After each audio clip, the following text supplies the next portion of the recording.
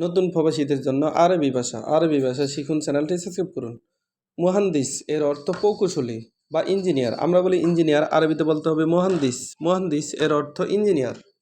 মুহামি এর অর্থ আইনজীবী। আইনজীবী এর আরবি হলো মুহামি। মুহামি এর অর্থ আইনজীবী। মুমাচ্ছিল এর অর্থ অভিনেতা। আমরা বলি অভিনেতা বা নায়ক, আরবিতে বলতে হবে মুমাচ্ছিল। মুমাচ্ছিল এর অর্থ অভিনেতা বা নায়ক।